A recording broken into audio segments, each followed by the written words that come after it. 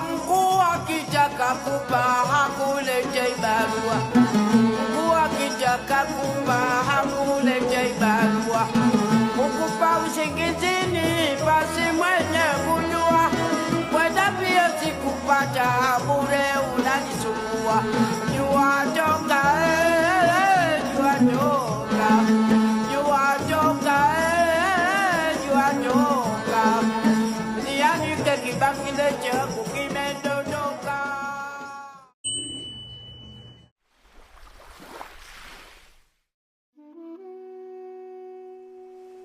Pwani doesn't rush. Morning starts with the call to prayer and ocean breeze.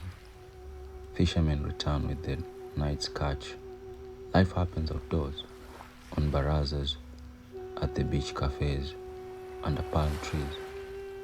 In Diani Beach, you'll see luxury and leisure. In Kilifi, it's artistic, barefoot, free. But across the coast, one thing remains: connection over competition. Time feels circular here, not linear. The ocean is a teacher. Pwani energy is surrender. You can't fight the tide. You align with it.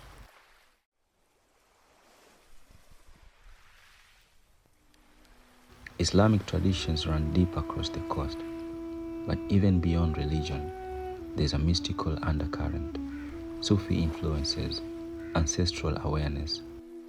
Pwani humbles ego. It softens the mind. It reminds you that you're small and infinite at the same time.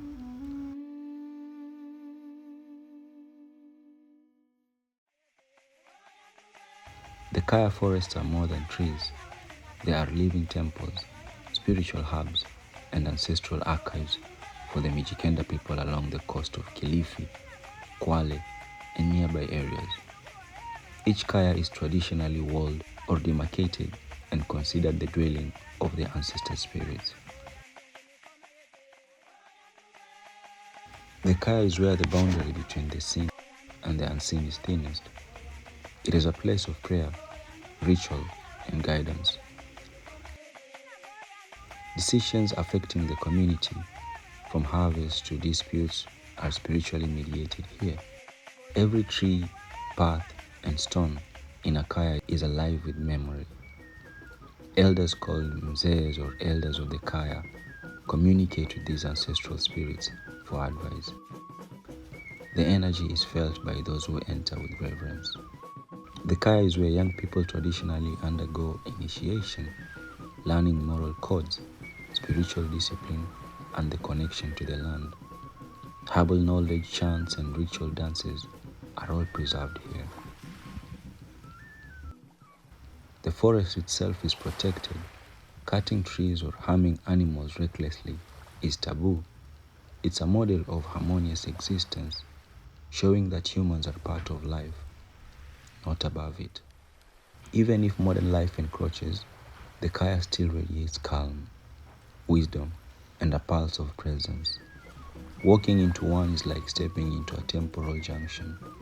You feel the weight of generations, the rhythm of life, and the quiet vigilance of ancestors.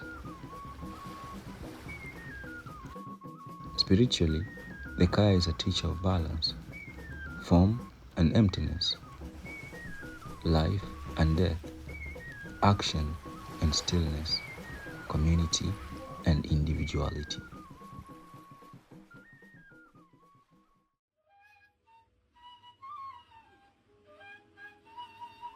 The coast moves in quiet wisdom. Here, the ocean teaches balance. Waves rise and fall without resistance. The wind moves through palms without asking permission.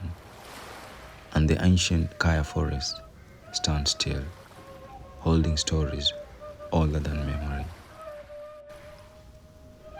Pwani is not only a place, it's a rhythm.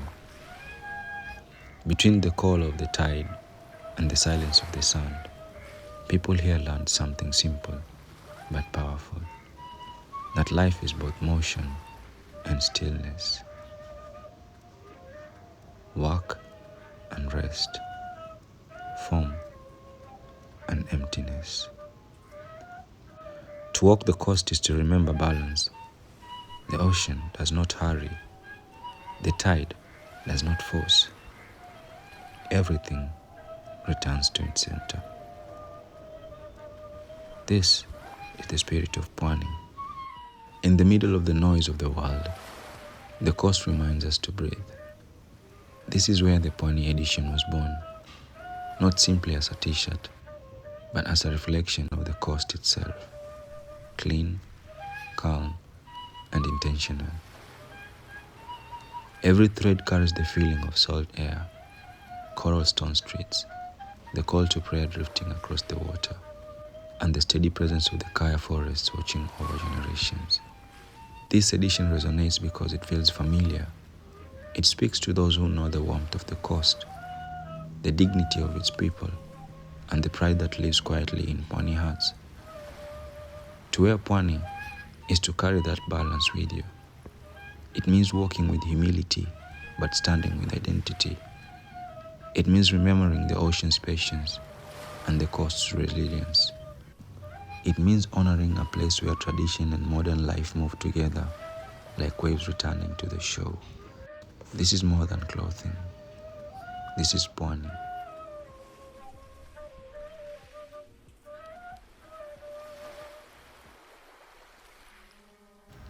Pwani is not just geography, it's a rhythm system.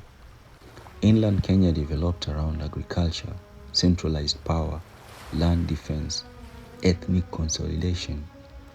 Pwani developed around trade, movement, ocean roads, cultural mixing. That difference shapes consciousness. Pwani minds are historically trained to negotiate identity, blend languages, absorb foreign influence, adapt without fully surrendering self. That is why Swahili culture exists. It is not pure, it is refined hybridity. Pwani spirituality has always been layered. African cosmology, Islamic theology, Indian ocean trade mysticism. This creates a spirituality that is symbolic, poetic, indirect, deeply relational. It's less rigid, more fluid, but fluidity has a cost. Fluid cultures sometimes struggle with strong structural power. Trade cultures are good at connection, not always at domination. That's a psychological truth.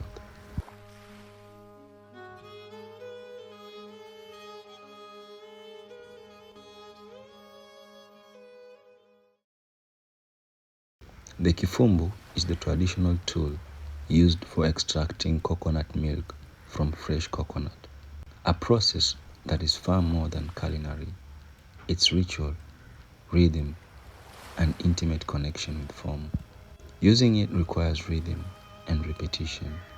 Grated coconut, pressing, squeezing, turning, scraping, a slow meditative cycle. Every movement mirrors the flow of life itself. Traditionally, women are the masters of the kifumbu. It is not just a task, it is teaching patience, precision, and care. Spiritual attention is often present. Blessings, gratitude, and intention may accompany each press of coconut to milk. Coconut milk is central to coastal cuisine. Mahamri, muhogo wa nazi, fish stews, and rice. The act of making milk is a subtle offering to life itself, nourishing family, celebrating harvest, and preserving ancestral ways.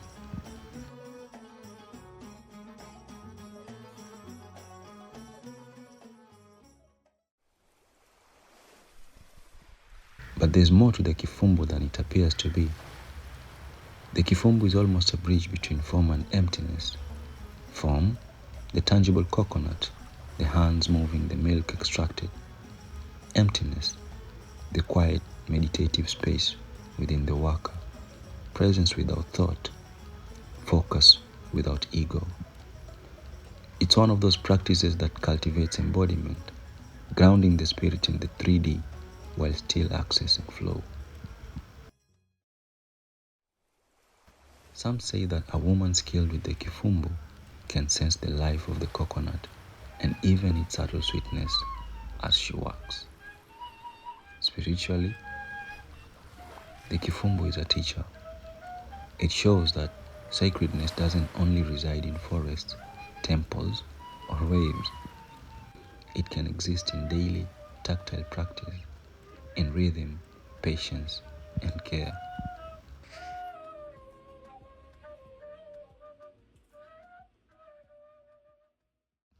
Pwani today wrestles with three forces: memory, marginalization, modern exposure. Historically, coastal regions experienced colonial disruption, economic sidelining after independence, land ownership disputes, and outsider capital dominance. This creates a quiet undercurrent. We were once central, now we feel periphery. That psychological shift affects pride, so identity expression becomes stronger culturally. Music, language, fashion as a way to reclaim dignity. Pwani shadow patterns can include avoidance of confrontation, over accommodation of outsiders, and internal fragmentation, tribal versus Swahili, and religious identity. But shadow is not weakness. Shadow is an integrated strength. Pwani's politeness can hide suppressed anger. Its hospitality can mask economic frustration. Its calm can conceal generational anxiety. If we speak psychologically, Pwani people grow up near vastness. That creates existential awareness, sensitivity to change, emotional depth, sometimes quiet melancholy. The horizon always whispers, there is more. That whisper can become ambition, escape, migration, or spiritual seeking. That's why many coastal minds feel both deeply rooted and internally restless.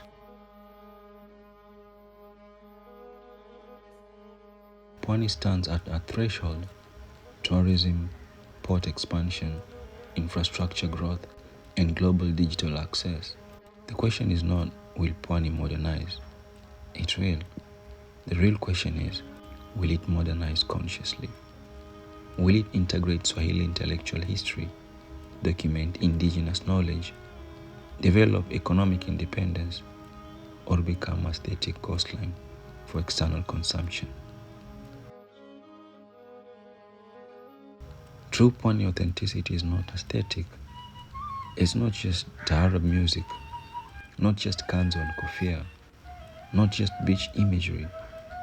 It is knowing your lineage, understanding the historical trade networks, recognizing layered belief systems, acknowledging marginalization without victim identity, building modern systems without erasing memory. Pwani's gift is synthesis.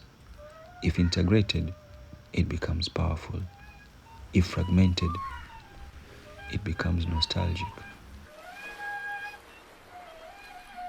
Do you feel Pwani as a wound that needs healing, a wisdom system that needs articulation, or a sleeping force that hasn't realized its own intellectual power yet?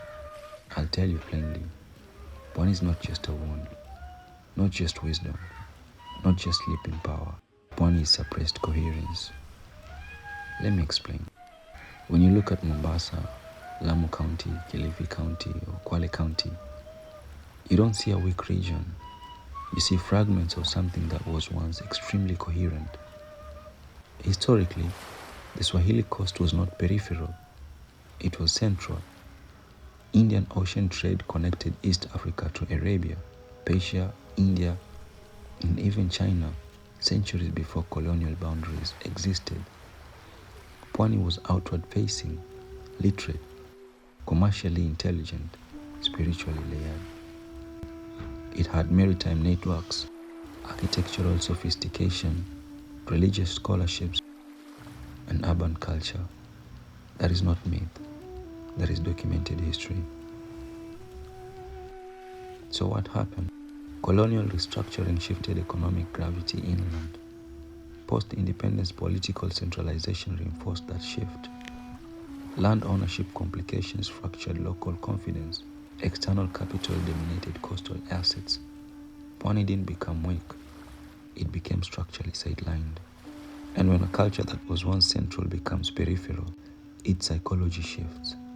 That's where the wound comes from. Not inferiority, displacement.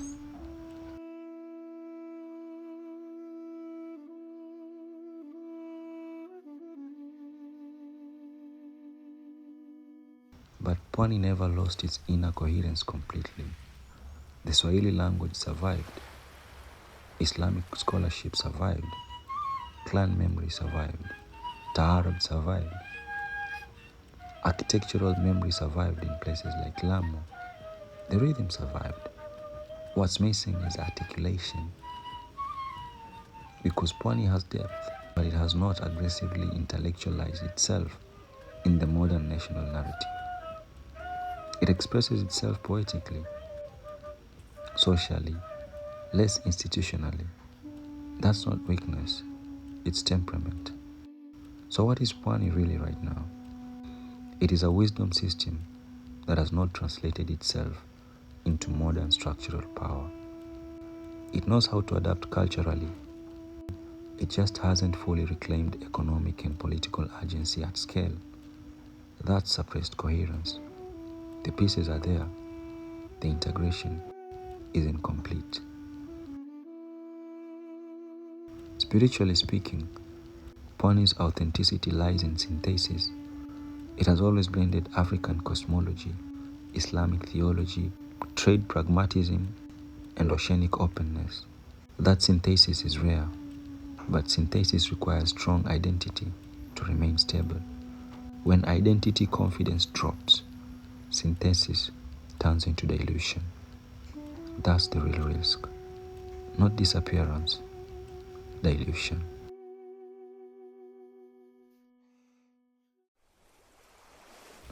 The dhow, or jahazi as it's called along the Swahili coast, is much more than a boat. It's the spine of Pwani life and spirituality. The dhow is wood, sail, rope, and mast, tangible form. Yet when it glides over the Indian Ocean, it becomes a symbol of flow, moving effortlessly yet purposefully. Spiritually, it teaches how form carries intention without attachment, much like life itself. The jahazi is also a vessel of culture and connection. For centuries, dhows carried people, goods, and ideas between Mombasa, Lamu, Zanzibar, and across the Indian Ocean. They were bridges connecting Swahili communities with Arabia, India, and beyond. This constant movement mirrors the exchange of energy, stories, wisdom, prayer, and life lessons traveling as freely as the winds. Sailing a dhow is not just navigation, it's a meditative act. Feeling the wind, reading the currents, adjusting the sail with precision. It teaches patience, observation, and trust. Many Pwani women, while not always sailing, hold knowledge of the winds, tides, and signs of the sea, carrying ancestral wisdom. Dhows are also a symbol of resilience and adaptability. The jahazi are handcrafted from local woods, often with tools like adzes and hammers. Each boat has a life, sometimes decades, repaired and reshaped over time. This shows how form is temporary, yet life moves on, how we must adapt without losing essence. The dhows embodies the coastal balance. Human effort meets natural law. Form meets emptiness. On the deck, under the sun or stars, one experiences presence, humility, and flow. In Pwani teachings, it is a metaphor of the soul, crafted, guided, and carried forward by the winds of destiny. The dhow moves without haste, its sail open like a quiet prayer to the wind. wood shaped by patient hands. It does not resist the ocean, it listens. Each creak, each ripple against its hull is a reminder. Strength is not always force, but alignment. Here, between horizon and tide, the self softens, effort dissolves into rhythm. The sun does not rush the day, nor do the stars hurry the night. And so the one who stands on its deck begins to understand presence is enough. To be carried is not to surrender, but to trust. To move forward is not always to strive, but to allow. In Pwani teachings, the Tao is the soul, crafted with care, imperfect yet whole, guided not by control, but by attention. The winds of destiny do not shout, they whisper, and only in stillness can they be heard. So we carry this knowing with us, not just across waters, but into daily life, into how we walk, how we speak, how we choose to be. And from this same spirit, the Pwani Edition t-shirt emerges, not as a mere fabric, but as a quiet extension of the journey. Woven with intention, it rests lightly on the body, like the sail rests on the mast, ready to catch whatever wind comes. It is a reminder you wear close, to move with grace, to trust the unseen currents, and to remain open to the flow.